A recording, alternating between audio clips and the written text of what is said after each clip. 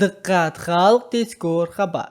O'zbekistonda kelgusi 10 kun davomida qanday ob-havo kuzatiladi?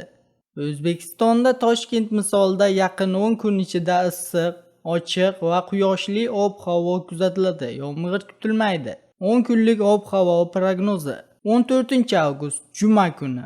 Havo harorati kunduzi 39 daraja, kechqurun esa +24 daraja bo'ladi. Havo holati juda quyoshli bo'ladi. 15-avgust shanba kuni. Havo harorati kunduzi +39 daraja bo'ladi, kechqurun esa +25 daraja. Havo holati ochiq havo bo'ladi. 16-avgust yakshanba kuni. Havo harorati kunduzi +40 daraja bo'ladi, kechqurun esa +25. Havo holati issiq va shamolsiz bo'ladi. 17-avgust dushanba kuni. Havo harorati kunduzi +38 daraja bo'ladi, kechqurun esa +25 daraja. Havo holati quyoshli bo'ladi. 18-avgust seshanba kuni. Havo harorati kunduzi +35 daraja bo'ladi, kechqurun esa +25 daraja. Havo holati qisman bulutli bo'ladi, yomg'ir kutilmaydi. 19-avgust chorshanba kuni. Havo harorati +36 daraja bo'ladi, kechqurun esa +24 daraja. Havo holati ochiq havo bo'ladi. 20-avgust payshanba kuni.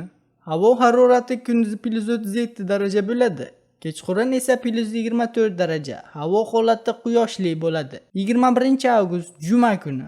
Havo harorati +38 daraja bo'ladi kunduzi, kechqurun esa 25 daraja. Havo holati ochiq havo bo'ladi. 22-avgust shanba kuni. Havo harorati +38 daraja bo'ladi, kechqurun esa +25 daraja issiq bo'ladi. 23-avgust yakshanba kuni. Havo harorati kunduzi +39 daraja bo'ladi, kechqurun esa +26 daraja. Havo holati ochiq havo bo'ladi. Muhim ko'rsatkichlar: yog'ingarchilik ehtimoli 0%. Barcha kunlarda havo quruq bo'ladi. Shamol tezligi 5-7 metr/sekund tezlikda esadi. Ba'zi kunlarda biroz kuchayishi mumkin. O'zbekistonning barcha hududlarida yaqin 10 kun ichida 14-23 avgust kunlari quruq va quyoshli va issiq yoz ob-havosi davom etadi. Hech qaysi hududda yomg'ir kutilmaydi. Hududlar kesimida o'rtacha kunduzgi va tungi haroratlar quyidagicha bo'ladi. Hududlar bo'yicha 10 kunlik prognoz. Toshkent shahri, Toshkent, Sirdaryo, Jizzax va Samarqand viloyatlarida havo harorati kunduzi 35-40 daraja bo'ladi. 14-15-avgust eng issiq kunlar bo'ladi. Keyin harorat 2-3 darajaga pasayadi. Kechqurun esa +21-+24 daraja atrofida bo'ladi. Farg'ona, Andijon va Namangan viloyatlari vodiy. Havo harorati kunduzi +34 daraja, +38 daraja. Barqaror issiq va ochiq havo bo'ladi. Kechqurun esa +21-+24 daraja atrofida bo'ladi. Buxoro va Navoiy viloyatlarida havo harorati kunduzi +37, +42 daraja atrofida bo'ladi. 14-avgust kuni eng yuqori issiq +42 darajagacha ko'tariladi. Kechqurun esa +22-+25 daraja atrofida bo'ladi. Yog'ingarchilik kutilmaydi. Xorazm viloyati va Qoraqalpog'iston Respublikasida havo harorati kunduzi +34 daraja, +38 daraja atrofida bo'ladi. Kechqurun esa +19-+23 daraja atrofida bo'ladi. Hech qanday yog'ingarchilik kutilmaydi.